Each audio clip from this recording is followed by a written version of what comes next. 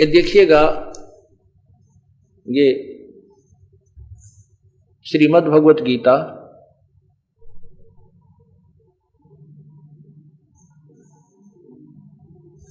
अध्याय नंबर 8 का, अब श्लोक नंबर आपने 17 पढ़ा। ये ब्रह्मा का लिख दिया, यहां लिखना था परब्रह्म का, जो एक दिन है उसको 1000 केवल युग की अवधि वाला, और रात्रि को भी 1000 युग ही बोलना, समझना, अवधि वाला जो पुरुष, जो संत तत्व से जानता है वह योगी जन, अर्थात वो व्यक्ति काल के तत्व को जानने वाला है, वो तत्वदर्शी संत है। आगे देखना 18वें में कहा है कि जो संपूर्ण चराचर जगत इस ब्रह्मा के नहीं, ये परब्रह्म के दिन के प्रवेश काल में अव्यक्त से, अर्थात परब्रह्म से, ब्रह्मा नहीं, परब्रह्म के सूक्ष्म शरीर से उत्पन्न होते हैं। ये केवल अव्यक्तात् प्रभवंती, अव्यक्त प्रभवंती, प्रभव माने उत्पन्न होते हैं, अव्यक्त माने परब्रह्म रूपी अव्यक्त से उत्पन्न होते हैं। और यहां देखो, और ब्रह्म की रात्रि के प्रवेश, यहां परब्रह्म लिखना है, नोट ब्रह्म, परब्रह्म ब्रह्मा नहीं, परब्रह्म की रात्रि के प्रवेश काल में अव्यक्त नामक परब्रह्म के सूक्ष्म शरीर नहीं है, अव्यक्त संजक, अव्यक्त संजय के जो अव्यक्त नाम से जाना जाता है, उसमें लीन हो जाते हैं, यानी उस परब्रह्म के उसमें रख दिए जाते हैं। आगे देखो, हे पार्थ, वही यह भूत समुदाय उत्पन्न होकर प्रकृति के वश हुआ, रात्रि के प्रवेश काल में लीन होता है, दिन के प्रवेश काल में फिर उत्पन्न होता है। आगे देखो, इनमें स्पष्ट किया है, परंतु उस अव्यक्त से भी अति पर, इस परब्रह्म से भी अलग जो दूसरा अर्थात विलक्षण जो सनातन अव्यक्त भाव है, अव्यक्त भाव है, अर्थात जो वह परम दिव्य पुरुष, वह पूर्ण परमात्मा तो सब प्राणियों, भूतों माने प्राणियों के नष्ट होने पर भी नष्ट नहीं होता। अब तीन परमात्मा हो गए, 3 अव्यक्त हो गए।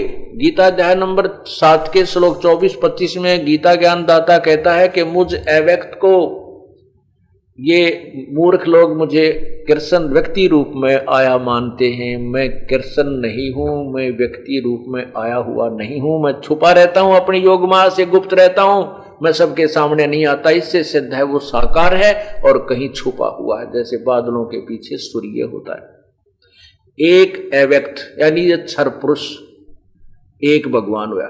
फिर 8वें अध्याय के 18वें श्लोक में लिखा है कि जब उस परब्रह्म की रात्रि प्रारंभ होती है तब तो सभी प्राणी उसमें लीन हो जाते हैं, परब्रह्म के भी और यहाँ इस क्षर पुरुष के भी, ब्रह्म के भी उसमें समा जाते हैं, समाप्त हो जाते हैं। वो अपने अलग लोक है परब्रह्म का, के अंदर एक राजधानी स्थान है, उसमें रख लेता है और उससे फिर सभी को दोबारा उत्पन्न करता है। इस प्रकार उस अव्यक्त से भी और जो अव्यक्त यानी दूसरे नंबर का जो अव्यक्त है परब्रह्म, उससे भी जो तीसरे नंबर का अव्यक्त भाव है वो पूर्व अक्षर परमेश्वर परम ब्रह्म, परम दिव्य परमात्मा तो सभी प्राणियों के नष्ट होने पर भी कभी नष्ट नहीं होता। 3 हो गए। और इसी प्रकार गीता जी अध्याय नंबर 15 के श्लोक नंबर 16 और 17 को समझना है कि इस संसार में 2 भगवान हैं, एक क्षर पुरुष, एक अक्षर पुरुष। और इसी प्रकार इनके लोकों में जो प्राणी है ये भी सबके शरीर तो नाशवान है लेकिन जीवात्मा अविनाशी है। 15वें अध्याय के 17वें श्लोक में स्पष्ट किया कि इन दोनों से भी उत्तम पुरुष तो अन्य, वो वास्तव में श्रेष्ठ भगवान तो इन दोनों से भी न्यारा है और वही परमात्मा कहलाता, वही तीनों लोकों में प्रवेश करके सबका धारण पोषण करता है। वो अव्यय ईश्वर है, वो अविनाशी परमात्मा है, वो वास्तव में अविनाशी है, जो गीता जी के अध्याय नंबर अब 7 और 8 के अंदर सिद्ध हो गया। 15वें अध्याय के 18वें श्लोक में जो गीता ज्ञान दाता कहता है कि मुझे ये लोक वेद के अनुसार सुनी सुनाई दंत कथाओं के आधार से मुझे भगवान मानते हैं, उत्तम पुरुषोत्तम मानते हैं, लेकिन मैं पुरुषोत्तम नहीं, पुरुषोत्तम तो कोई और है। लोके वेदे, लोक वेद सुने सुनाए ज्ञान के आधार पर मुझे पुरुषोत्तम, मैं पुरुषोत्तम प्रसिद्ध हूं, और जो मुझे इस तरह जानते हो मेरे प्रयासरित रह जाते हैं, लेकिन उत्तम भगवान सर्वश्रेष्ठ परमात्मा तो कोई और है। अब ये दास आपको क्या सिद्ध करना चाहता था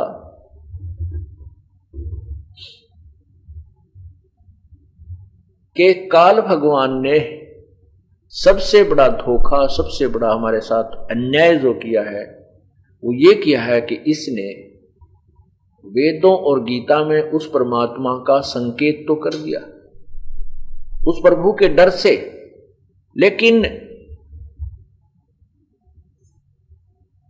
उसके पाने की विधि नहीं बताई। ये समझिए दूसरे शब्दों में कि ये जो वेदों और गीता की जो पढ़ाई है मैट्रिक तक है, ये 10वीं तक है। आगे हमने बीए, एमए, पीएचडी और कोई करना है तो वो अलग सिलेबस है, वो तत्व ज्ञान है। उस तत्व ज्ञान में नीचे का भी ज्ञान होता है कुछ और ऊपर का भी होता है। जैसे बीए के सब्जेक्टों में नीचे के भी सारे सब्जेक्टों का कुछ आंशिक आधार दिया जाता है और ऊपर के अपने जो लेवल के सत्र के जो ज्ञान को भी विस्तृत बताया जाता है। ऐसे ही परमात्मा द्वारा अपने तत्व ज्ञान में इन वेदों और गीता का भी ज्ञान दिया है और इससे आगे का भी ज्ञान दिया है। अब इसने यही किया है कि जैसे 8वें अध्याय के 13वें श्लोक में बता दिया कि मेरा तो एक ओम अक्षर है, ओम इति एक अक्षरम ब्रह्म व्यवहारन माम अनुसमरण ये पर्याति तजंदेहम सयाति परमाम गतिम। मेरा एक ओम नाम है और इसको जो अंतिम श्वास मुझ ब्रह्म का एक ओम नाम है, बस एक अक्षर का ओम। अब ओम कैसे लिखा जाता है? ओ ए और उसको ऊपरों की मात्रा ऊपर बिंदी लगती है, ये एक अक्षर कहलाता। अब गीता जी में देखिए आप कि मेरा केवल ये ओम अक्षर है, ओम। ये 8वें अध्याय का 13वें श्लोक में स्पष्ट किया है। ये 8वें अध्याय का 8 नीचे देखना, इधर 13वां श्लोक यहां है, देखो ये है ओम। ये 13वां श्लोक का ये संधि छेद किया इन्होंने, ये ओम शब्द है। इसको ओ के ऊपर यहां बिंदी लगा के छोड़ दें तो भी एक ही शब्द बनता है, यही ओम। तो कहते हैं मेरा तो ओम इति एक अक्षरम ब्रह्म व्यवहारन माम अनुसमरण और ये प्रयाति तजंदेहम सयाति परमाम गतिम। जो मेरे इस ओम एक अक्षर का जाप जो करता है वो मेरे वाले परम गति को प्राप्त, अपने वाली परम गति को इसने 17वें अध्याय के 7वें अध्याय के 18वें श्लोक में स्पष्ट किया है कि वो तो अनुत्तम है, अश्रेष्ठ है। इसलिए 18वें अध्याय के 62वें श्लोक में 15वें अध्याय के 4थे श्लोक में और बार बार कई जगह लिखा है 18वें अध्याय के 66वें श्लोक में कि उस परमात्मा की शरण में जा, उसकी कृपा से तू परम शांति शाश्वत स्थान को प्राप्त होगा। अर्थात गीता ज्ञान दाता से कोई और श्रेष्ठ प्रभु है, उत्तम पुरुष है तो अन्य।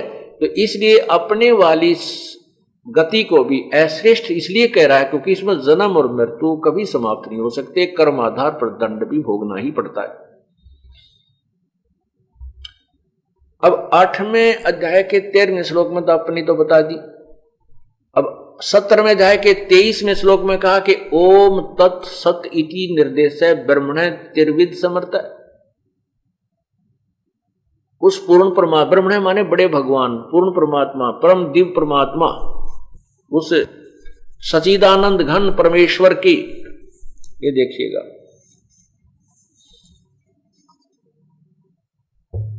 श्रीमद् भगवत गीता अध्याय नंबर 17 और यहां देखिएगा इधर 23 नंबर श्लोक में ओम तत्सत इति निर्देश ब्रह्मण त्रिविद समर्थ। और ब्राह्मणा तेन वेदा च यगा च विहिता पुरा। ओम तत्सत, ओम तत्सत, यह ऐसे यह तीन प्रकार का सचिदानंद घन ब्रह्म, ब्रह्म ने माने सचिदानंद घन ब्रह्म का नाम कहा है। इससे सृष्टि के आदि में ब्राह्मण और वेद तथा यज्ञ आदि रचे गए। ये इन्होंने अनुवाद गलत किया, इसका अर्थ ये नहीं बनता। इसका अर्थ ये बनता है कि सृष्टि के प्रारंभ में विद्वान पुरुष तत्वदर्शी संत जो ज्ञान बताता था उसके आधार पर ही साधना की जाती थी।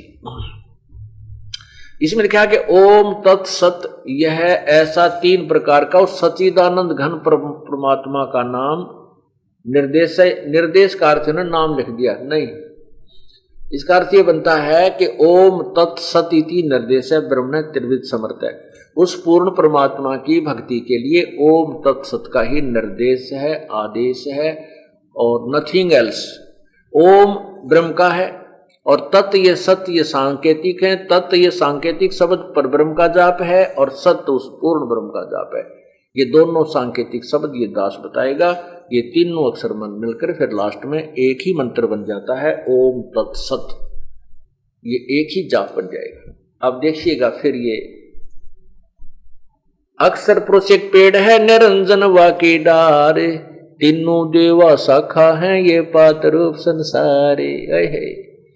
अक्षर पुरुष ये जमीन से बाहर जो नजर आता है, ये गीता जी का अध्याय 1 से 4 तथा 16 और 17 का आशय, अर्थात उसी के आधार पर इसको समझिए। अक्षर पुरुष एक पेड़ है निरंजन वाकी डार और तीनों देवा शाखा है पात रूप संसार। ये कबीर परमेश्वर के तत्व ज्ञान में प्रभु ने अपने मुख्य ज्ञान में अपने मुखारविंद से बोला है, जो सच्चाई है और आज से 600 वर्ष पहले बोला था, आज नहीं। और वही गीता और वेदों ने प्रमाणित कर दिया। अक्षर पुरुष एक पेड़ है, ये तना जो है अक्षर पुरुष है यानी परब्रह्म है, और ये क्षर पुरुष ये डार है ज्योति निरंजन ब्रह्म है। और तीनों देवा शाखा हैं ये पात रूप संसार। ये तीनों देवा रजगुण ब्रह्मा जी, सतगुण विष्णु जी, तमगुण शिव जी, ये शाखा है इस ब्रह्म के पुत्र है ब्रह्मा विष्णु महेश। और ये पात रूप में आगे ये जीव लटक रहे हैं। अब इस काल भगवान ने जो हमारे साथ अत्याचार किया है वो यही किया है कि यथार्थ साधना से हमें अपरिचित कर दिया। अब परमात्मा ने आकर के हमें बताया है, कई भक्तजन ये चिंतित हो जाते हैं कि हम ब्रह्मा विष्णु महेश की पूजा करते आ रहे हैं, अब इनसे दूर कैसे हो सकते हैं, हमारा दिल नहीं हटता, ज्ञान भी यथार्थ मिल गया है, अब कैसे इनसे दूर हो। दूर नहीं होना कुछ नहीं, इनको छोड़ना नहीं है, इनसे हमें लाभ लेना है, पर यथार्थ साधना से। कैसे? जैसे एक आम का पेड़, हाँ इसमें एक प्रश्न रह गया वो कि ये अक्षर पुरुष एक पेड़ है निरंजन वाकी डार तीनों देवा शाखा। ये तो हमने बता दिया कि इससे ऊपर जो है ये एक पेड़ आपको, जैसे गीता जी अध्याय नंबर 15 के श्लोक 16 में कहा कि इसमें 2 भगवान प्रसिद्ध है, ब्रह्म और परब्रह्म, इनको ज्यादा जानते, इसलिए ये बाहर का देवी स्थिति बता दी। ये जो मूल है जो तीनों लोगों में प्रवेश करके सबका धारण पोषण करता है, ये जड़ है, उल्टा लटका हुआ संसार रूपी वृक्ष की जो जड़ है ये पूर्ण ब्रह्म है। यहीं से आहार चलता है, तना में आता है यानी क्षर पुरुष के पास आता है, क्षर पुरुष से फिर परब्रह्म के पास आता है, ब्रह्म के पास ना, ये परब्रह्म के जड़ से परब्रह्म के पास आता है तना में, इसको अक्षर पुरुष भी कहते हैं। और तना से फिर डार मोटी में आता है, इस ब्रह्म के पास आया। ब्रह्म से फिर आगे ब्रह्मा विष्णु महेश में वो खुराक आई, आहार आया। ब्रह्मा विष्णु महेश से आगे हमें मिलेगा, ये देखो हम तो यहां बैठे हैं, हमें तो ब्रह्मा विष्णु महेश से ही मिलेगा। अब मिलेगा कैसे? ये तो सिद्ध हुआ कि पूर्ण परमात्मा ही परब्रह्म अर्थात अक्षर पुरुष, ब्रह्म अर्थात क्षर पुरुष और तीनों ब्रह्मा विष्णु महेश तथा हम सभी के पालन करता है, उनसे ही इनकी सबकी परवरिश होती है। लेकिन हमें जो आहार मिलता है हमें जो वर्क डन किए हुए कर्म का फल मिलता है वो ब्रह्मा विष्णु महेश से मिलता है। लेकिन वो मिलता कब है? क्योंकि हम जो पूजा करेंगे वो तो पूर्ण परमात्मा की करनी होगी। उस पूर्ण परमात्मा की पूजा से हमें जो कर्म फल बनेगा वो डार में आएगा, तना में आएगा, तना से डार में, डार से फिर शाखाओं में, शाखा के बाद हमें मिलेगा। इसलिए हम जो साधना कर रहे हैं वो गलत कर रहे हैं। हम पूजा करनी थी पूर्ण परमात्मा की, मूल की, जड़ की। हम टहनियों की पूजा करने लगे, अज्ञानी संतों, ऋषियों, महर्षियों द्वारा गलत साधना बताते। अब हमने क्या किया ये देखिएगा। हमने पौधा बीजना था, ऐसे आम का पेड़ लाए। और कैसे बीजेंगे देखिएगा। ये जड़ एक गमले में या मिट्टी में आम के पौधे की डाली, दबाई और उस मिट्टी में लगाया, उसमें जड़ की सिंचाई की, पूजा की। जड़ से खुराक चली, इस तना में गई, सरपुरुष परब्रह्म में जड़ से खुराक चली, क्योंकि इसकी पूजा करनी पड़ी, जड़ की, इसकी सिंचाई करनी पड़ी। जड़ की सिंचाई करने से खुराक चली तना में, मूल से, और तना से फिर डार सरपुरुष में, ब्रह्म सरपुरुष में आई, और फिर ये ब्रह्मा विष्णु महेश में आई, फिर हमारे को मिली। अब हम ये है शास्त्र विधि अनुसार साधना। और हम क्या कर रहे हैं? हम ऐसे कर रहे हैं अनजानपने में, शास्त्र विरुद्ध, शास्त्र विधि को त्याग कर मनमानी पूजा, जो गीता अध्याय नंबर 16 के 23 में स्पष्ट किया है, मंत्र 23 में स्पष्ट किया है कि शास्त्र विधि को त्याग कर जो मनमानी पूजा करते हैं उनको ना मोक्ष होता है, ना उनके कार्य सिद्ध होते हैं, ना सिद्धि प्राप्त होती है, ना कोई गति होती है, उनको मोक्ष भी नहीं होता। अब शास्त्र विधि त्याग कर मनमानी पूजा व्यर्थ है। जैसे अब वही आम का पौधा ऐसे बीज दिया, अब हम ब्रह्मा विष्णु महेश को अर्थात टहनियों को तो गमले में डालकर सिंचाई कर रहे हैं, उसकी पूजा करें, और जड़ को ऊपर किया हुआ है, ये उल्टा कर दिया, जिस कारण से हमारी सब भक्ति नष्ट होती हो गई, हमारा जीवन नष्ट हो गया और हमें कोई परमात्मा का लाभ नहीं मिला, क्योंकि हम पौधा गलत बीज दिया। हम भक्ति रूपी पौधे को अर्थात शास्त्र साधना कर रहे हैं, भक्ति वाले पौधे को गलत शास्त्र विरुद्ध साधना करके अर्थात गलत बीज रहे हैं। अब हमने कुछ नहीं छोड़ना, हमने इसको ऐसे कर देना है, बस सीधा कर लेना है। वही मूल पूर्ण परमात्मा की पूजा करनी है। मूल परमात्मा से तना में खुराक जाएगी, यानी क्षर पुरुष में, अक्षर पुरुष में, अक्षर पर ब्रह्म, अक्षर पुरुष से क्षर पुरुष में, डार से ब्रह्मा विष्णु महेश रूपी तीनों शाखाओं में, और ये पात रूप संसार, फिर ये हमें मिलेगी। ये ब्रह्मा विष्णु महेश से हमें लाभ होगा, लेकिन ये कर्म का फल ही दे सकते हैं, ये इसमें कोई कम बत्ती नहीं कर सकते। और पूर्ण परमात्मा की साधना जैसी हम करेंगे वैसी वहां से हमारे लिए फल चलेगा, वो बदल सकता है, परिवर्तित कर सकता है पूर्ण। अब ये ज्ञान को काल ने, तत्व ज्ञान को छुपा दिया। परमात्मा ने ब्रह्म को, ज्योति निरंजन को, पूर्ण परमात्मा ने 5 वेद दिए थे। वैसे तो ये सारा ज्ञान एक ही है, लेकिन ये 5 विभागों में विभाजित है, एक ही बुक समझो इसकी। काल ने क्या किया कि उस एक ज्ञान को 5 विभाग कर दिए। 4 वेदों को तो 4 विभागों को, पार्टों को, पार्ट्स को तो भेज दिया, नीचे दे दिया ब्रह्मा को, और जो तत्व ज्ञान रूपी जो 5वां वेद था वो छुपा दिया। सवसम वेद, उसको सूक्ष्म वेद, सवसम वेद, यानी बहुत ही गहन ज्ञान है वो, उसको नहीं दिया, और उसको सब सूक्ष्म वेद को परमात्मा ने आकर ही प्रकट किया। इसलिए हम भक्ति से दूर होते चले गए, क्योंकि हम साधना शास्त्र विरुद्ध करते रहे, ब्रह्मा विष्णु महेश की पूजा करते रहे, टहनियों को गमले में डालकर उसको सिंचाई करते रहे, वो गल गई, नष्ट हो गई, हम भी, हमारा पौधा भक्ति रूपी समाप्त हो गया, हमारा जीवन नष्ट हो गया। उसी पौधे को अर्थात उसी भक्ति को हम शास्त्र अनुसार करने शुरू करेंगे तो हमें पूर्ण लाभ मिलेगा। ये धोखा हमारे साथ काल भगवान ने किया। अब वो परमात्मा ने, उस पूर्ण ब्रह्म ने आकर के हमारे को ये तत्व ज्ञान दिया। और तत्व ज्ञान में आकर हमें समझाया कि तुम पूर्ण परमात्मा की भक्ति नहीं कर रहे हो।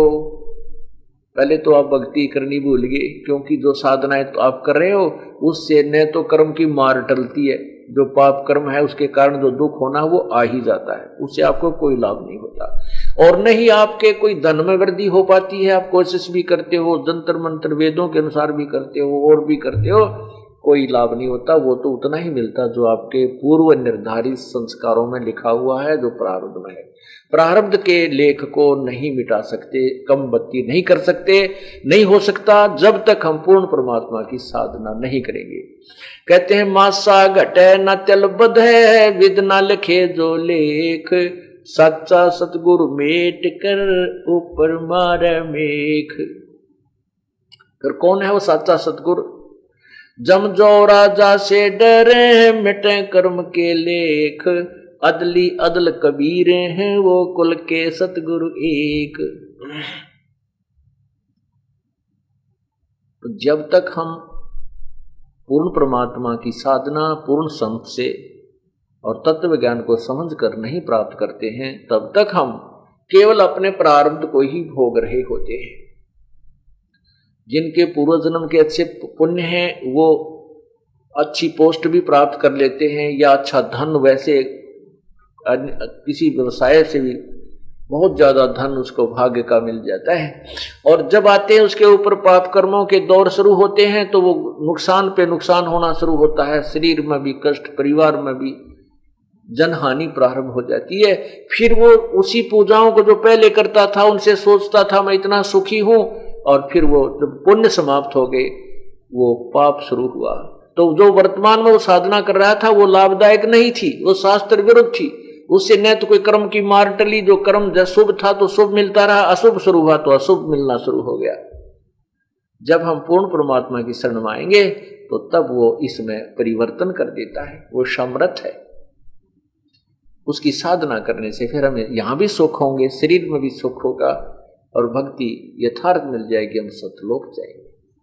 तो परमात्मा बताते हैं कि तुम शास्त्र साधना करने से क्या हुआ कि तुम्हारी आस्था भगवान से हट गई, तुम्हें लाभ मिला नहीं, नास्तिक होते जा रहे हो। फिर कहते हैं, अब फिर जगाते हैं कि उस परमात्मा की भक्ति कीजिए, नहीं तो क्या होगा। परमेश्वर जी की वाणी, अमृत वाणी आपको सुनाते हैं। अब वो परमात्मा दयालु आकर ही हमें फिर प्रेरित करते हैं, बच्चों भगवान बचो, राम रटो।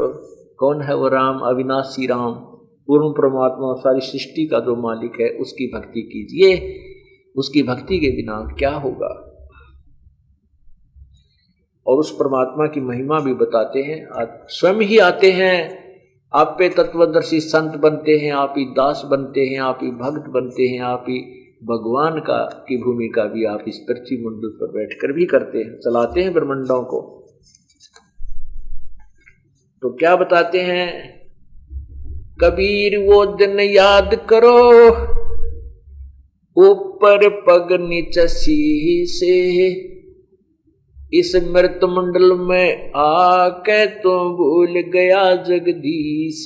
आप ही भगवान सामने खड़े हैं और आप ही हमें कह रहे हैं तुम भगवान भूल गए, क्योंकि हमारे को जो भगवान की थ्योरी, भगवान का सिद्धांत बता रखा है कि वो तो निराकार है।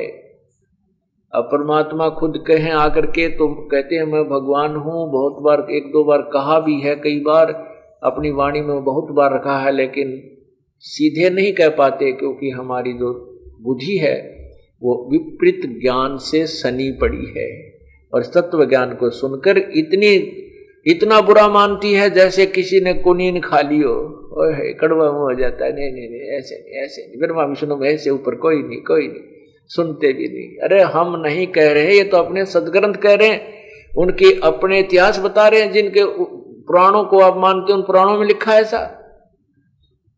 तो भगवान फिर इसलिए हमें एक दास बनकर समझाते हैं, भक्त बनकर समझाते हैं, कहते हैं जैसे मैं भक्ति करता हूं परमात्मा की, ऐसे करो, देखो हमें ऐसे ऐसे लाभ हो जाते हैं।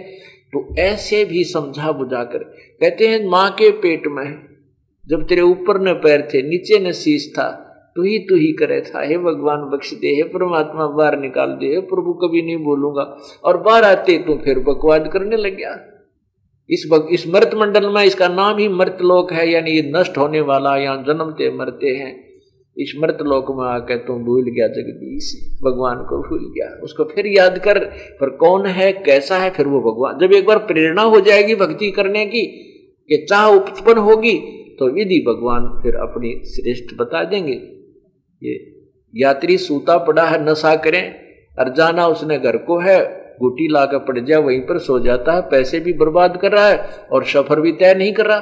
तो उसको कोई आकर जगा कर समझा कर बुझा कर, भाई यह शराब छोड़ दे, चल अपने घर ने, तू कहां पड़ा देख, पैसे समाप्त हो जाएंगे, भूखा मरेगा।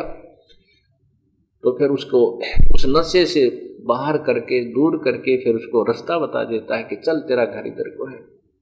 अब शराब भी तो पता इधर मुंह होगा, इधर घर समझता है, इधर मुंह होगा तो इधर चल पड़ता है। तो इस ऐसे ही हमारे ऊपर माया ये नशा हो गया। परमात्मा कहते हैं, कबीर ये माया अटपटी, कबीर ये माया अटपटी, सब गट आने अड़ी, किस किस न समझाऊं या कुए भांग पड़ी। इस काल के किस ब्रह्मांड में काल ने बिना तोल माप की भांग डाल दी माया की, और इस माया के नशे में कोई नहीं सुनता भगवान के बारे में, हमारी इस सच्चे ज्ञान को कोई सुन के प्रसन्न नहीं है। इसलिए भगवान के आकर के फिर आवाज लगाते हैं, समझाते हैं, कहते हैं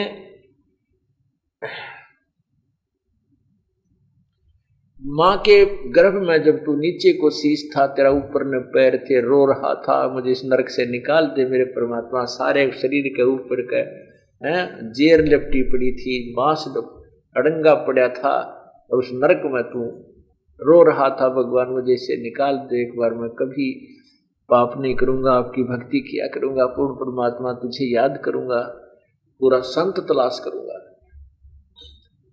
अब कहते बाहर आते तो फिर भूल गया जगदीश,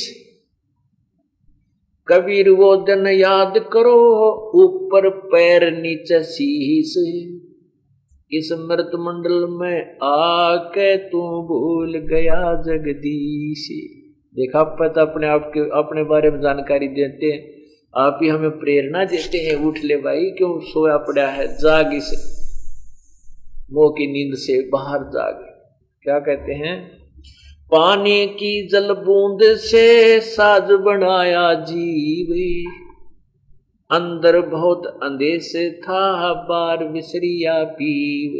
अंदर तो माँ के पेट में तू बहुत कुछ कह रहा था, अब बाहर आकर के अब भूल गया उस परमात्मा को।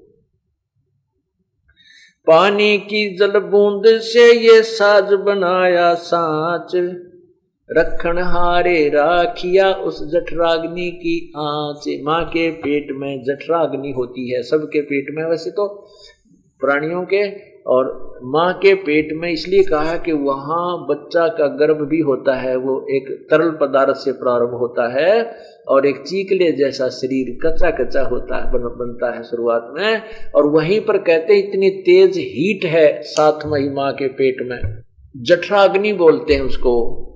पाचन क्रिया जो तेज करती है, पाचन क्रिया जिससे होती है, वो इतनी जबरदस्त हीट होती है, उसमें बहुत ज्यादा होती है। कहते हैं जैसे बहुत टेम्परेचर होता है उसका, तब ही तो इस आटे को अंदर जो हमारा आहार जाता है उसको वो इतनी गर्म करती है, जाते ही उसके अंदर से फिर ऐसे ऐसे भिन्न भिन्न पदार्थ अलग अलग से उसको तत्व बनाता है, छांटता है, रक्त न्यारा, मांस न्यारा है, और हिसाब मल अदर से अलग से बना देता है। तो इतनी जबरदस्त हीट बनती है इसकी, बहुत भयंकर, और फिर अन्य शरीर पर इफेक्ट नहीं करती। देख सो परमात्मा ने कितनी कृपा की, इतनी भयंकर गर्मी के पास तेरे चीकले जैसे शरीर को भी सुरक्षित रखा, आज तो उसको भूल गया। पानी की जल बूंद से साज बनाया सांचे, रखन हारे राखिया भाई उस जठराग्नि की आंच। आंच माने तपन, तपत उसकी हीट से। पानी की जल बूंद से साज बनाया सोदे, अब जग में तो पंडित बन गया पढ़ के 18 बोध। ये 18 ज्ञान, 18 बोध, 18 बोध ये अलग हैं। जैसे इसमें पुराण जो है 18 पुराणों का एक ही ज्ञान माना जाता है कि बोध है। उसको बताने वाले अभिन्न भिन्न हो गए, बोला केवल ब्रह्मा जी ने, पुराणों का जो ज्ञान है वो एक ही ज्ञान है, सभी उसी ने वर्णन किया। उसमें से 18 वक्ता भिन्न भिन्न हो गए, इसलिए 18 पुस्तकों में लिख दिया गया। उसको 18 पुराणों को एक बोध कहते हैं। तो 18 बोध हैं, जैसे 6 शास्त्र, 4 वेद और 18 पुराणों का एक ज्ञान, 11 उपनिषद, इन सब को मिलाकर के ये 18 बोध कहते हैं। ईब तू पंडित बन बैठा और 18 ये बोध भी पढ़ लिए तूने, पर भक्ति से यथार्थ इनमें है नहीं जो वास्तविक ज्ञान है। सत्य साधना कीजिए। पानी की जल बूंद से अजब बनाया ख्याल, वो धरनी धर जाना नहीं फिर आ पड़ा जमजाल। उर्दमुखी जब रह था तल सिर ऊपर पाँव, तले सिर ऊपर पाँव, और जठ रखण हारे राखिया, जठ अरागनी की लावा। जैसे कहीं पर ये ज्वालामुखी फटता है तो उसका इतना जबरदस्त लावा निकलता है, उसका टेम्परेचर का अंत नहीं होता, जो पहाड़ को भी फोड़कर, जमीन को फोड़कर बाहर आ जाता है। कहते उस लावे में जो वहां उबल रहा था माँ के पेट में, जो जठराग्नि, वहां भी तेरे उस शरीर को उस मालिक ने रख लिया। कितना व्यवस्था करता है। यदि तू उसकी शरण में आ जाएगा, सच्ची साधना करेगा, तो परमात्मा आज भी तेरी ऐसी ही रक्षा करेगा, 100 कारण बना देगा तेरे यहाँ रक्षा करने का। तू भक्ति करता है। कितनी प्यारी व्याख्या की है। अस्थि चाम रग रोम सब, किसने कीन्या गोदे, उदर बीच पोषण किया तेरा बिन जननी के दूधे। उस परमात्मा ने अस्थि माने हड्डियां और चाम कितना सुंदर ऊपर बना दिया, और कैसी लीला उस मालिक की। और न्यारी न्यारी नस स्नायु बना दी, रग, ये रोमकूप बनाए, इसमें कितनी झांकी ला दी, शरीर में कितने सुराख बना दिए। इसके अंदर फिर मांस, दूध माने मांस, कितना अच्छी तरह सेट कर रखा है। और उदर बीच पोषण किया तेरा बिन जननी के दूध, पेट में तेरे शरीर की परवरिश उस परमात्मा ने बिना दूध के, माँ का दूध भी नहीं था वहां पर, अपने हिसाब से सिस्टम कर दिया। माँ की नाभि से तेरी नाभि का कनेक्शन कर दिया, और वहां से तेरी वहां भी परवरिश की। आज यहां भी वही करेगा। अगर तू उस पर विश्वास करके भक्ति करेगा तो वो परमात्मा ऐसे ही तेरी यहां भी वो तेरी व्यवस्था, तेरे जीवन निर्वाह का वो कहीं ना कहीं से जुगाड़ आप पर जोड़ देगा। पर सच्चे मन से उसकी भक्ति पर लगिए। तू ही तुतकार थी जपता जपा जाप, वहां तो तू बोल तो सके नहीं था। अजपा जाप भगवान अंदर ही अंदर बख्श दे मालिक। तू ही हे मालिक, तेरे बिना कोई नहीं मेरा, तू ही मेरा साथी है। तो कहते हैं बाहर आके भरम गया, अब बहुत उठाए पाप। तू ही तुतकार थी जपता जपा जाप, बाहर आके भरम गया बहुत उठाए पाप। तू ही तुतकार थी निरंकार धुन ध्यान, जिन यो साज बनाइया जाकू ले पहचान। कि जिसने ये तेरा शरीर भी सारी व्यवस्था कर रखी, उस पूर्ण परमात्मा जो सबका पालन पोषण करता है, उसको पहचान ले। अन्य भगवानों की साधना से भी तुझे वो लाभ नहीं मिलता। अब उसको पहचान, उस साईं को पहचान जिसने तुझे जिसने तेरे को सारी व्यवस्था दे रखी है, तेरा शरीर भी बनाया, तुझे आहार भी दे रहा है, तेरी रक्षा भी कर रहा है। अब ररंकार धुन ध्यान, ररंकार कोई जाप नहीं है। ररंकार की तरह तू जाप जपया करता उस कैसे, जैसे एक समय 2 तपस्वी थे, उन दोनों तपस्वी हाहा और हु, तो एक का हाहा नाम था, एक का हु। तो उन हा हा हु के मन में अपने अपने तप का अभिमान बन गया। हा हा कहता है मैं तेरे से ज्यादा बलवान हूं, ज्यादा तप मेरे अंदर शक्ति है। हु कहता नहीं, मेरे अंदर तप तेरे से ज्यादा शक्ति, तप की शक्ति ज्यादा है। तो उन्होंने अपना फैसला करवाने के लिए किसी एक थर्ड पर्सन की आवश्यकता पड़ी। वो पहले पहुंचे इंद्र के पास। इंद्र ने सोचा यदि मैं एक को कह दूंगा ये तो इसके अंदर बल ज्यादा है, शक्ति भक्ति का, तप का, तो दूसरा नाराज होते ही मेरे डंक मार देगा, श्राप दे देगा। क्योंकि सिद्धों में श्राप, तपस्वियों में सिद्धियां होती हैं, वो श्राप तुरंत दे देते हैं। जैसे हाथ लगते बिरड और तो ये डंक मार देते हैं, सर्प डंक मार देते हैं। ऐसे ये संत साधक हैं जो तत्व ज्ञान से अपरिचित है। तो ब्रह्मा जी कहने लगे, और इंद्र जी ने अपना पीछा छुटा लिया कि महापुरुषों मैंने तो कभी तप किया नहीं ऐसा, और ना मुझे इसके बारे में ज्ञान, कौन से में ज्यादा है कौन से में कम है। फिर वो ब्रह्मा जी के पास गए, ब्रह्मा जी से भी ये प्रश्न किया। तो ब्रह्मा जी ने भी यही सोचा भी एक को तो कहना पड़ेगा तेरे में ज्यादा तप है, इसमें कम है, तो एक नाराज होगा ही होगा, और नाराज होते तुझे श्राप देगा। कहने लगा महापुरुषों मुझे तो सृष्टि कर्म से समय नहीं मिलता और मुझे इतना ज्ञान भी नहीं है, आप विष्णु जी के पास। विष्णु जी से भी यही प्रश्न रखा। यही बात विष्णु जी के मन में आई, ये भी एक तो पावेगा इनमें कम शक्ति वाला, और यही तेरे साथ करेंगे। अगर तूने इस एक को कह दिया जो शक्तिशाली है, दूसरा श्राप देगा, जैसे नारद ने दे दिया था भगवान विष्णु को श्राप। तो कहने लगा भाई ऐसा है महापुरुषों, महात्मा जी मुझे तो इस पालन पोषण में, सतिथि में बहुत समय लगता है और मेरे पास इतना समय भी नहीं, और मैं जानता भी नहीं, क्योंकि तब ऐसे तब हमने नहीं किए जैसे आपने किए। आप भगवान शिव के पास जाओ, क्योंकि वो बहुत साधना करते, तपस्वी है।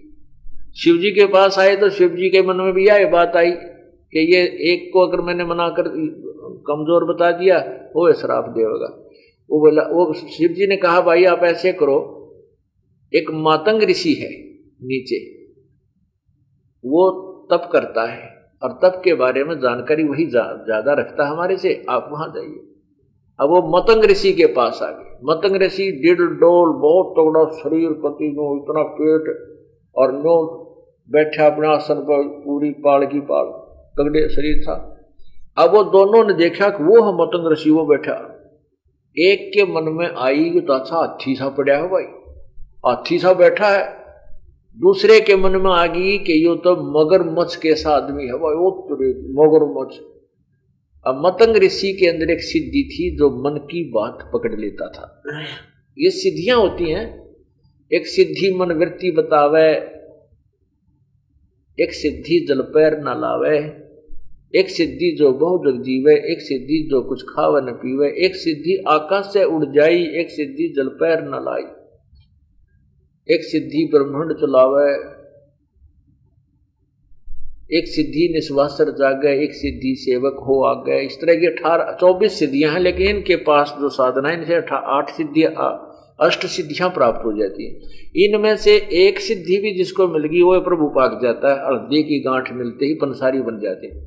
और 24 आंख की जो सिद्धि 24 भी आ जाए तो भी इनको प्रयोग नहीं करना चाहिए संत ने, वो तो बाई प्रोडक्ट है भक्ति की, भक्ति आगे चलना चाहिए हमें। तो उसके पास एक मन वृत्ति बताने की सिद्धि थी, उसने उनके मन की वृत्ति जान ली और पता लग गया कि इसने तो मेरे बारे में कहा तू मगरमच्छ जैसा है और इसने कहा हाथी जैसा है। तो उन्होंने जाकर प्रश्न किया कि महात्मा जी हमें बताइए कि हमारे में किस में तप और तप की शक्ति ज्यादा है। मतंग ऋषि बोला भाई ये फैसला तुम खुद ही कर ले और खुद ही करो। आप कह रहे थे ये बड़ा हाथी सा पड़ा है, आप कह रहे थे मगरमच्छ सा पड़ा है, तो वो सुन्न हो गए भाई महात्मा तो जानकार है, हमारे मन की बात पकड़ गया। तो उसने आश्राप दे दिया कि तुम एक हाथी बनो एक मगरमच्छ बनो। वो उड़ा दोनों मर गए, एक ने हाथी का जन्म ले लिया, एक का मगरमच्छ की, एक हाथनी का जन्म हुआ, एक का मगरमच्छ, मादा मगरमच्छ से जन्म हो गया। अब दोनों पड़का खाखा खूब हो गए मजबूत। एक दिन हाथी पानी पीने गया था, पानी पीने जाता है, लेकिन उस समय संयोग आ गया उनकी, वह भक्ति की परीक्षा, शक्ति की परीक्षा होने का। जो ही उसने पानी पीने के लिए हाथी ने दरिया में पैर रखा तो उस मगरमच्छ जो बन रहा था उसका साथी उसने पकड़ दिया, और मगरमच्छ हाथी को पानी में जल में खींच रहा है, मगर हाथी मगरमच्छ को बाहर खींच रहा है, कि दोनों ताकतवर थे। ऐसे वो सुबह खींचा तानी शुरू करते, कभी तो हाथी उसको आधा निकाल लाता बाहर, कभी मगरमच्छ हाथी को आधे से ज्यादा ले जाता जल में, फिर वो बाहर खींच लाता, और जो उसके साथी, और शाम को वो छोड़ देते थे, समय था निर्धारित, जैसे शाम का सूर्यास्त होते ही वो अपना अपना युद्ध बंद कर देते थे। अगले दिन हाथी फिर आ जाता था, उसको पैर पकड़वा देता था, ले पकड़। अब उसके हाथी के जो साथी थे, हाथी झुंड, वो तोड़ तोड़ के पत्ते जंगल से लाते थे, उस हाथी का अगर डालते थे वो खाता रहा 1000 वर्ष तक, कहते 10,000 वर्ष तक लड़ते रहे। बता, वो हाथी भी जाते रहे, मूर्खा का रोज का काम है भाई, चलो हम तो ही पार को नहीं पार पड़े। तो हाथी कमजोर हो गया, हाथी। और मगरमच्छ का तो वहां हार था ही, मछलियां वगैरह वहां नरी पैदा हो और वो खाया करते, और भी नरे कछुए मंडक। तो एक दिन हाथी को मगरमच्छ ने जल में खींचना शुरू कर दिया, और हाथी वीक हो गया था, शारीरिक कमजोर हो गया था, निर्बल हो गया था। तो उसने, उसका डूबने को हुआ तो वो सूंड ऊपर को कर लेता हाथी, क्योंकि उसमें श्वास होता है।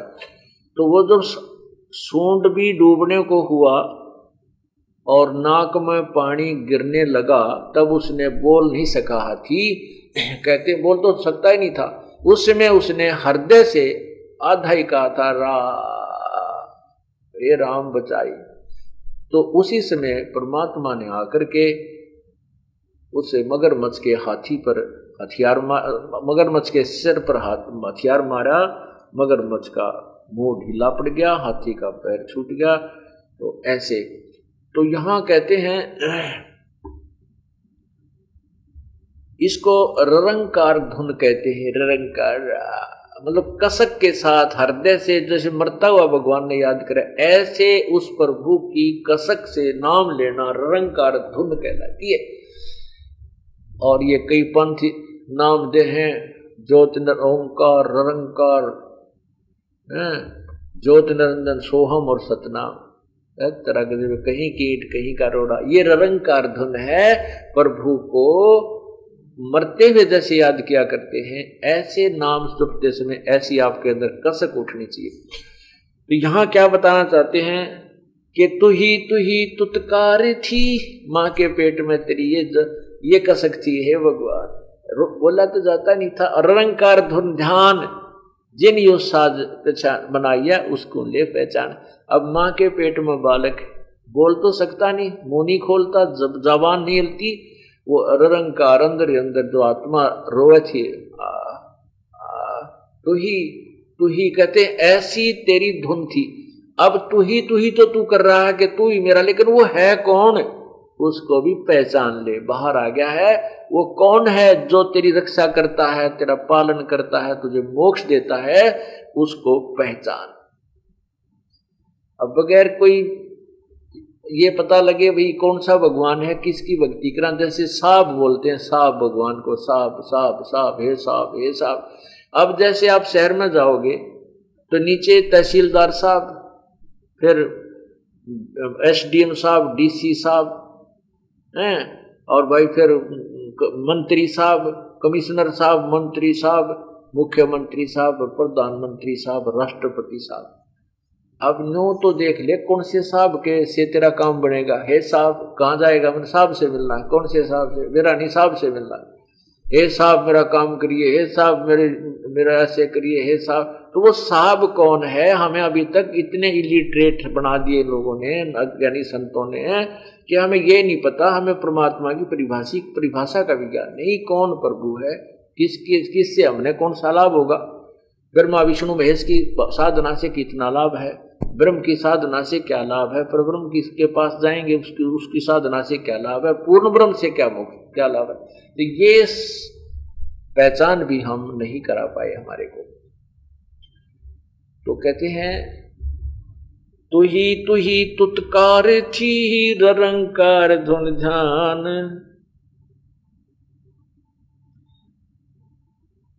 जिन यो साज बनाई या जाको दे पहचान। भाई जठराग्नि से राखिया ना साई गुण भूले। ओए होए ओ साहेब दर हाल है क्यों बोवे है सूले।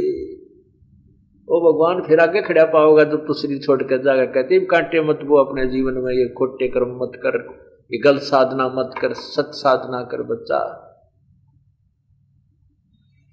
आध घड़ी की आध घड़ी ही आध घड़ी की आध।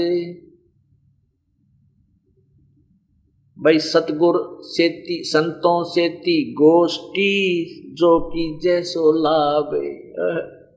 कहते हैं तत्वदर्शी संत भक्तों से अगर आधी घड़ी और आधी मत भी आज यानी 15 मिनट भी 10 मिनट भी तू आके कि तो कभी बैठ कर चर्चा कर ले तो भी तेरी भक्ति प्रारंभ हो जा। लेकिन तुम संतों की बात को तो सुनते ही नहीं। वही दंत कथाएं लोक वेद को इतना दृढ़ता से ग्रहण किए हुए हो, उसको उसके अतिरिक्त किसी को सुनना नहीं चाहते। फिर क्या कहते हैं, पाव घड़ी तो याद कर निमा नास ना खो। सतगुर हेला देत हैं विषय सूल ना बोए।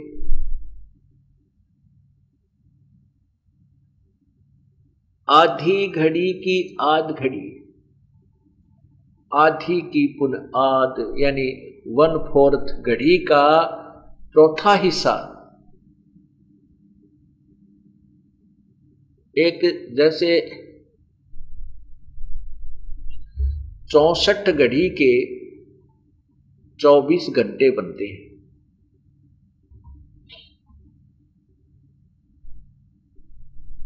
24 घंटे बनते हैं अर्थात 20 मिनट के 22 मिनट के आसपास एक घड़ी बनती है। और उस 22 मिनट का आधा 11 और 11 का आधा 5:30। कहते हैं पाव घड़ी तो याद कर उस मालिक ने, कम से कम एक बार स्टार्ट तो कर, फिर तो वो अपने आप जगह बढ़ जाएगी। कहते हैं पाव घड़ी तो याद कर निमा नास ना खोए। सतगुर हेला देत हैं ये विषय सूल ना बोए। कहते हैं 5 मिनट तक आके भगवान की चर्चा सुन, फिर उसका याद कर कम से कम। एक बार शुरू हुई तो ही जैसे एक टेबलेट खावांगे बीमारी की दूर करने की, रोग काटने की, फिर दूसरी की रुचि दूसरी खाएंगे, धीरे धीरे वो रोग कटता चला जाएगा। अर्थात एक बार भक्ति स्टार्ट होगी तो आपका कल्याण हो जाएगा। बोलो सतगुरुदेव की जय। कर जोरूं विनती करूं धरूं चरण पर शीस। गुरु राम देवानंद जी महाराज ने दियो नाम बख्शीस। कोटि कोटि सिजदा करूं कोटि कोटि प्रणाम। चरण कमल में राखियो मैं बंदी जाम गुलाम। अब गुण किए तो बहुत किए करत न मानिहार। बावे बंदा बख्श दियो बावे गर्दन तोर। अब गुण मेरे बाप जी बख्शो गरीब नवाज। जो मैं पूत कपूत हूँ बोर पिता को लाज। मैं अपराधी जन्म का नक्सक बड़े विकार। तुम दाता दुख भंजना मेरी करो सुनो। मानुष जन्म दुर्लभ है मिले न बारंबार, तरवर से पत्ता टूट गिरे वो बोर न लगता डार।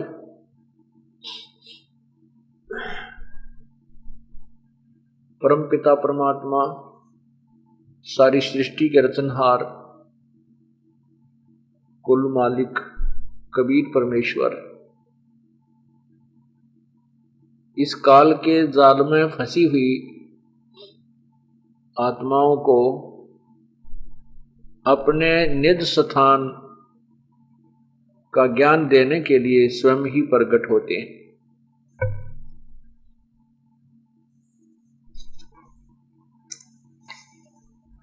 जैसा कि आज सुबह के सत्संग में पुण्यात्माएं सुन रही थी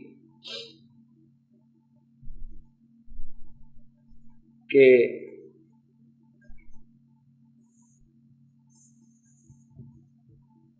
परमात्मा ने इस अज्ञान और मोह ममता की निंद्रा में सोए हुए पुण्यकर्मी प्राणियों को जगाया है। उसके जगाने के लिए उन्होंने अपनी अमृतवाणी में कहा है कि परमात्मा को याद करो। जैसा कि आपने सुबह सत्संग में सुना कि कौन है वो परमात्मा। पहले